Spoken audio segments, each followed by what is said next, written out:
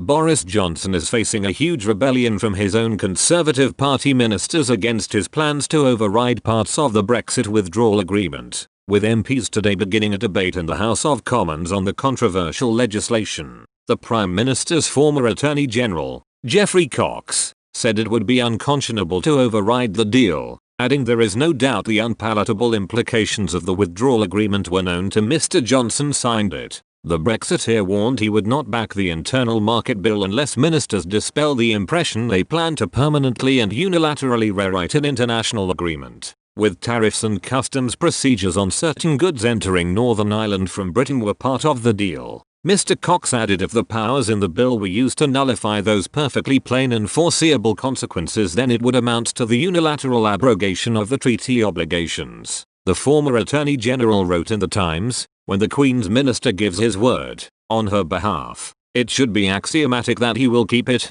even if the consequences are unpalatable. What ministers should not do, however provoked or frustrated they may feel about an impasse in negotiations, is to take or use powers permanently and unilaterally to rewrite portions of an international agreement into which this country freely entered just a few months ago." The rebellion from Mr. Johnson's own ministers comes as businesswoman Gina Miller accused the Prime Minister of asking the Queen to put her name to an act that would break international law, something that would mar her legacy as someone whose life has been dedicated to the rules-based order. She wrote, "Many elements of the internal markets bill are necessary as we reverse 40+ years of membership of the European Union, and the Prime Minister is respecting parliamentary sovereignty by placing the bill before Parliament. However, the position he is potentially placing the Queen in is as distasteful as it is disrespectful. The third stage of any legislation is the Crown must agree to the legislation through the prerogative of royal assent. This is normally a formality as the sovereign body of the United Kingdom is not Parliament,